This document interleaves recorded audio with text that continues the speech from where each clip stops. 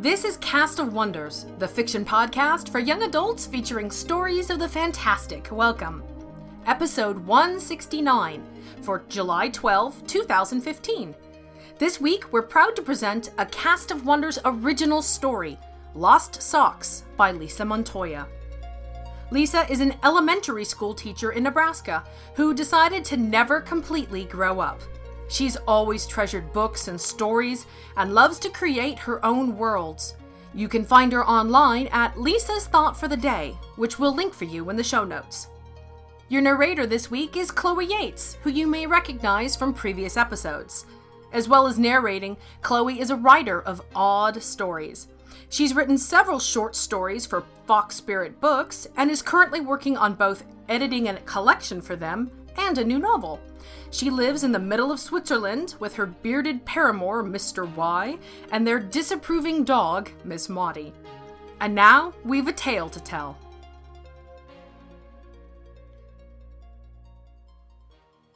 Lost Socks by Lisa Montoya. Narrated by Chloe Yates. Purdy saw Grandpa Zeke sitting in the swing on the front porch as she carried the empty laundry basket. She pushed open the old wooden screen door and went to sit next to him. She leaned her head against his shoulder as the two of them just looked out into the yard. Purdy sighed. "How you be, Purdy, Purdy?" She squeezed his arm and cuddled closer to him. Grandpa Zeke slipped his arm around her. "Did you find those missing socks?" Purdy shook her head. "No, they aren't in my room. Do you think a squirrel got into the house again and took them? Or maybe we have a sock-eating washing machine?" He laughed. She sat up and looked at him. "Really, I looked everywhere." Grandpa Zeke smiled at her. "I'm sure you did. Most likely was the sock gremlins." Purdy stared at him, waiting for him to continue. "Yeah, sock gremlins. When I was young, we hung all of our clothes on the line, but that didn't stop them gremlins from taking our socks. My mama was always on us kids about our missing socks." He grinned. "We had to guard them things." Purdy smiled and leaned back into his arms. Grandpa Zeke sat up straighter. "We tried to hunt them gremlins down." He pointed at the house. "Billy, Stella, and me looked in all the closets and corners." He paused for a couple of moments as the two of them sat looking into the street. "Back then, I slept in that empty room up on the 3rd floor. Purdy nodded. Grandpa Zeke told her before that had been his room. "In the end, I was the only one who even saw one of them gremlins." She asked, "What did they look like, Grandpa?" "I only saw them out of the corner of my eye. They hide in shadows. They don't want us knowing they live in our houses." "What do they do?" Purdy's eyes were wide. Grandpa Zeke gave her a squeeze. "Seems to me they only want our socks. They don't cause no other harm." That evening, when Purdy went up to her room to read before bedtime, she took one of the socks out of the basket, one that already wasn't a pair. She placed it in the middle of her clean and clear floor. Then she picked up her book. She made sure that she could just see the sock out of the corner of her eye. Purdy read for almost an hour, but nothing happened. She looked at the sock lying in the middle of the floor one last time before she turned off the light. When she woke up in the morning, the sock was still there. She slipped out of bed and picked it up. It was one of her favourite striped socks. Where had the other one gone? She'd only worn it last week. She dropped the sock in the basket and went down to breakfast. The day had been filled with school, grocery shopping, and homework.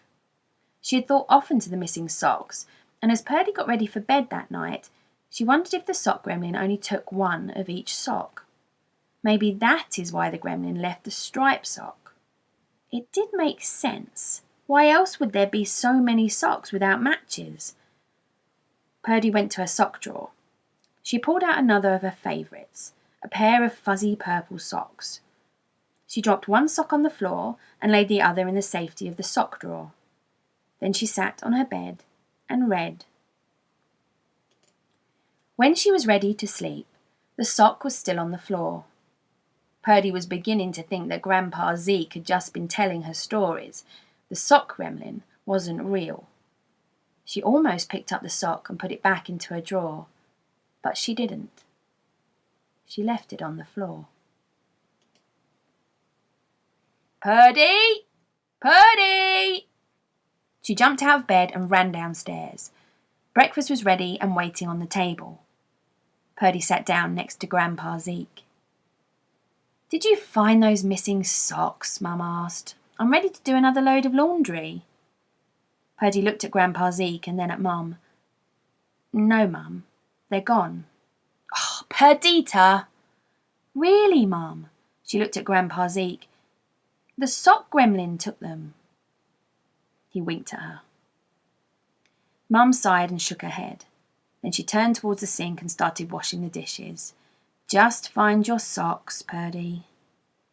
She knew Mum didn't believe her. Purdy quickly finished her breakfast, then hurried up the stairs. She wondered if the socks she had left out last night would be there. At the top of the stairs, Purdy looked towards her room. She couldn't see it. The sock was gone. As she stepped into her room, Purdy realised it might not have been the sock gremlin who moved the sock. Maybe Mum had seen it and took it for the next load of laundry or put it away. She crawled over to her clothes hamper and looked inside. Nope, still full and no purple sock lying on top. Then she went and looked in the sock drawer. Purdy almost smiled when she saw that there was just one purple sock laying there in the drawer. She ran down the stairs to tell Grandpa Zeke the news. From that moment on, the search of the house was the only thing she was interested in. Since the gremlin had mostly been taking her socks, Purdy started with the rooms closest to her own. She opened every closet, every cupboard, crawling inside any she could fit into. Purdy chased shadows and listened for sounds of footsteps.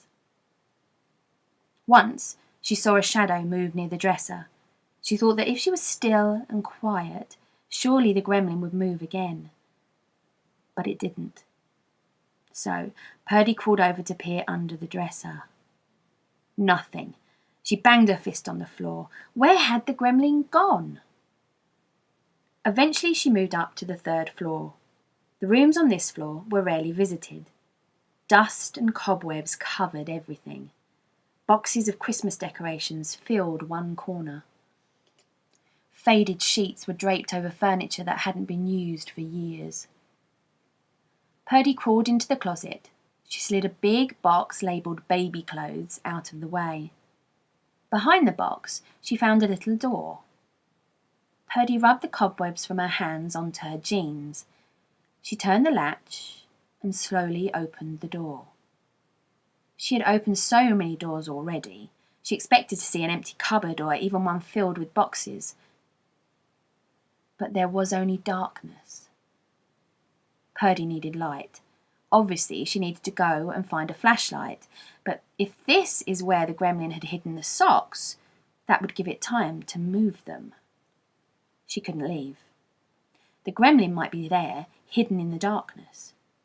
She kicked open the closet door, hoping to bring in sunlight. Then she pushed the box as far out of the way as she could. Purdy looked through the doorway. About a foot inside, she saw a sock. She reached in and pulled out a fuzzy purple sock, the last sock that had been taken. She grinned and crawled through the doorway. There was only darkness. She felt for the back wall. Then she was falling, no, sliding down into the dark. Purdy tried to grab something or slow herself down. Was this a laundry chute? She slid off the edge and dropped, landing somewhere soft. It was too dark for her to see anything. Purdy breathed hard as she laid there and listened. Water ran through pipes. The floor creaked. The wind blew, rattling the glass in the windows. None of these sounds gave her a clue as to where she might be. Purdy sat up. Her head brushed against the boards above her. She reached up and touched the rough wood. Then she touched the ground where she landed. She felt the fabric, folds and creases. No, they were separate items. Her fingers closed around two of these items as she lifted them from the pile and held them to her chest. Socks. A huge pile of socks.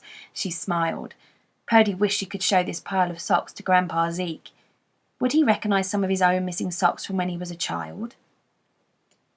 As her eyes adjusted to the darkness, Purdy could see that there were several paths leading away from the mound of socks. She wondered which way to go. She decided it didn't really matter. She stuffed her pockets full of socks and held a bunch in each hand as she began to crawl down the passageway, ready to show her treasure to Grandpa Zeke. At a fork in the road, she went to the right. After a little way, she came to a dead end. Purdy listened, hoping for some sign of where she was. Nothing. So she turned around to try the other path. It ended the same way. Nowhere. Back at the pile of socks, Purdy decided she needed a way to remember the paths she had tried. This place was a maze. The only thing she had was socks. So she left a sock to mark the passageway she had explored. On to the next one. Purdy dropped a sock every so often, just in case she wanted to find her way back to where she had started. This path went on for a long time. She reached a dead end without finding anything or any other paths branching off. So Purdy crawled back to the sock pile, picking up the trail of socks as she went. Purdy left one sock in the entrance and moved on to the next path. She continued doing this until she noticed light up ahead. Purdy stopped to listen. Footsteps. And humming? It had to be the gremlin. Finally, it was time to see the sock gremlin, not just shadows. She left her pile of socks there and crawled forwards as silently as she could. At the edge of the darkness, Purdy stopped and laid down flat on the ground. She waited. The sounds of footsteps and humming were just up ahead, and it was light in there. She knew that if the gremlin walked in front of her, she would be able to see it clearly. Her heart was racing. She was so close. It was hard to be patient and still as she waited, but Purdy held tightly to the socks in her hands and stared down the passageway. After a few moments, he walked out into the light. Purdy saw the sock gremlin. Her eyes were wide as she tried to memorize everything about him. The gremlin was about 18 inches tall. He had long white hair. His skin was pale and wrinkled. His clothing had been pieced together out of socks. His shirt was a blue sock with holes cut out for his arms. The gremlin's pants were made from a black sock that had been cut in half and stitched to form legs. The sock gremlin turned around. He looked towards Purdy. She held her breath. She tried to be invisible in the shadows. But when he laughed, she knew the gremlin had seen her. He ran down the passageway towards her. He slipped past her before she had time to react. Then the gremlin stopped near her feet. Purdy turned to see him. "Wait, don't go," she begged. He was almost hidden in the darkness, not much more than a shadow. The gremlin grabbed hold of her sock and pulled it right off her foot. Then he ran down the passageway. Purdy turned around and followed him, but he was so fast that she couldn't keep up with him. "Please, don't go!" She couldn't lose him now. She hurried down the passageway. When she reached the room with the pile of socks, she heard him laughing. She sighed, glad that he was still there. Purdy asked, "Why do you take our socks?" "She found a way here. She can't have them. These are mine. I've been collecting them." The gremlin ran down a passageway and disappeared into the darkness. Then it was quiet. Purdy grabbed some more socks and followed him. Several paths led off in different directions. At each of these places, Purdy stopped and listened. The third turn led to a round room. Purdy was beginning to wonder where in her house she was. She had started up on 3rd floor, but she had fallen. Was she between one of the floors? So far, she hadn't found any sort of way out of here. She knew there had to be one. The sock gremlin came and went. Purdy had not found any sign of the gremlin, so she decided to go back to the room that she had found him in. At least it had been light there. When she reached the end of the path, she half expected to see the sock gremlin, but he was not in the room. Purdy was curious about where the light was coming from. She peeked into the hole. There was a small round mirror reflecting light into this room. She bent low and saw another mirror up there, sending the light down to this mirror. She was glad there was light in here. The rest of the tunnels were so dark and empty. Purdy leaned back against the wall as she looked around. Hanging on the walls were socks. Was the gremlin using them as decorations? Some of the socks had been there for a long while. They were handmade socks. There were two that had been her socks. One a Christmas sock with a reindeer whose nose actually lit up, and the other was a striped sock that had only been missing since last week. The gremlin said from the passageway, "The girl is here now. She can't get out." He walked into the room. "Why is she here?" He looked at her, his eyes narrowed. Purdy asked, "Can you show me the way out?" He grinned. "No, that's what she gets for chasing after me." "Why do you take the socks?" "They are mine. I want them." "But they aren't yours." Purdy moved closer to him. "You take them from us." He backed away. "Take?" "No, they are left all unguarded and alone. No one wants them except me." Purdy held up her bare foot. "You took this sock." The gremlin completely ignored her. He sat down on the other side of the room and started to unravel yarn from a sock. He already had quite a large ball of yarn. Purdy sat and watched him for a while. She asked him several questions, but he continued to ignore her. As time passed, Purdy wondered what she should do. She needed to find her way out of here. She did not want to leave the light and go back into the darkness, but it did not look as if the gremlin would be helping her. She crawled through the passageway to the room with the pile of socks that she had landed on. Purdy felt the boards of the ceiling, looking for the hole that she had come through. It took several minutes, but she did find the hole. She stood with her head inside as she felt for a handhold, some way that she might be able to climb up and out. But she found nothing. Eventually she just laid on the pile of socks. She didn't know what to do. She wanted to cry. It was so dark in here that she might crawl right past a door and never know it. After a while she heard the gremlin. He was walking towards her. "What will she do?" Purdy laid still and listened.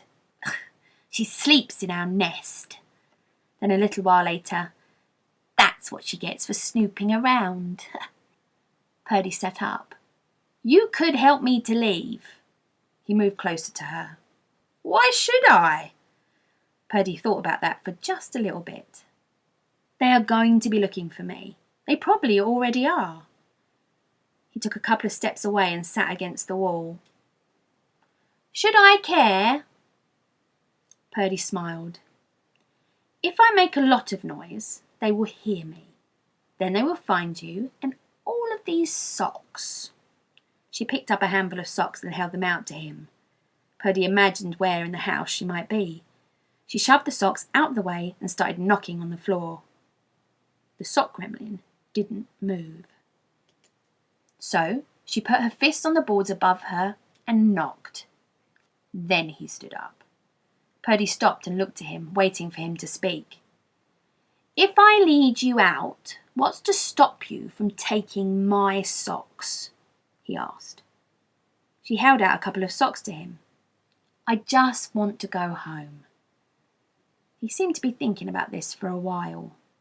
She added, "And if you help me, I won't be here sleeping in your nest." She paused. "But I do want two of the socks you have down there." She pointed down the passageway to the lighted room. He started to shake his head. Purdy said, "They belong to Grandpa Zeke." He said, "Grandpa Zeke. Grandpa Zeke. Oh." Purdy nodded. "You took them from him a very long while ago." She crawled to the opening and said, "I will show you." Why Grandpa Zeke? The gremlin sat down on the ground and shook his head.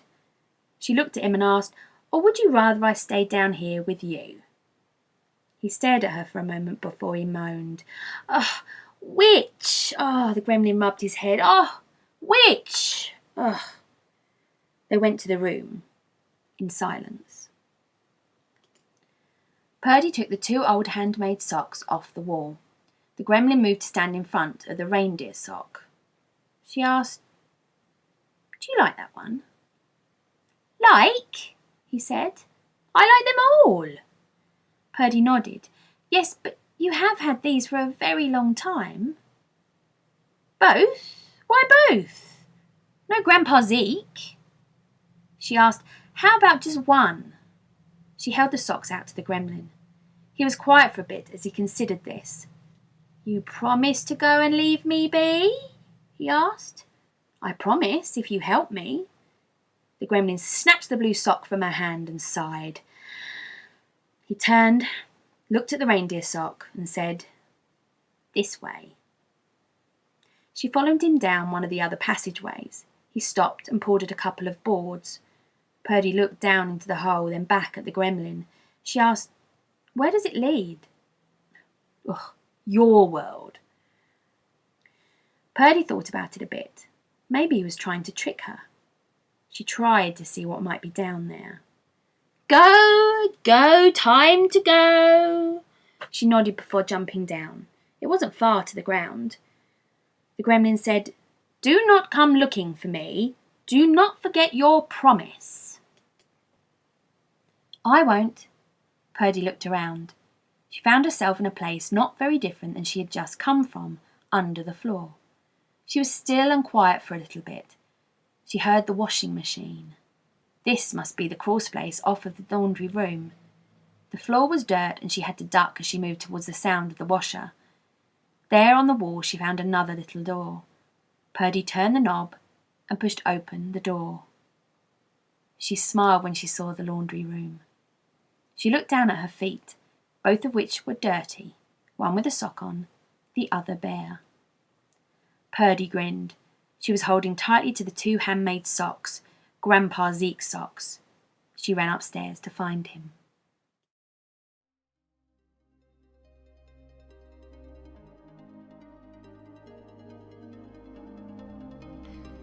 I love socks. Short ones, long ones, and especially stripy ones. When I first moved to the UK and was struggling to adjust to the actual cold winter temperatures, I practically lived in my sock dreams OTKs. That's sock speak for over the knee. They made all the difference in those cold, unheated lecture halls. The problem Purdy deals with in this story is well known, actually. So much, there's even an annual Lost Sock Memorial Day on May 9th. Be it sock gremlins, dryer monsters, or maybe even just developing a sense of adventure and wanderlust, not to mention sentience, spare a thought for your dearly departed favorites. Join us next week when we celebrate our 4th anniversary with Princesses Do Not Breathe Fire by Serena Dory and hosted by assistant editor Jeff Height. Did you like this story? If so, consider leaving us a review on iTunes or sharing the episode with your family and friends. Or come say hello on Twitter. We're at Cast of Wonders. Cast of Wonders relies on your donations to pay our authors and bring you the best in young adult audio fiction week after week. If you've enjoyed the story, please consider making a donation using the PayPal link on our site. Every one-time and monthly donation helps, and you have our heartfelt thanks. Share your appreciation for the story by leaving it a review on iTunes or sharing the episode with your family and friends. On Twitter, we're at Cast of Wonders. Come say hello. Cast of Wonders is a production of Wolfsbane Publishing and is brought to you by the creative team of Barry J. Northern, our publisher and artist. Our audio production team of Alan Sale, Jeremy Carter, and Ricky Lacoste. Assistant editor and head of the slush, Jeff Height. And I remain, as always, your humble editor and host, Marguerite Kenner. Our episodes are released under a Creative Commons Attribution, Non-Commercial, No Derivatives 4.0 international license. Don't change it or sell it, but share it far and wide. Our theme, Appeal to Heavens, is by Alexi Nall from musicalley.com. Thanks for listening.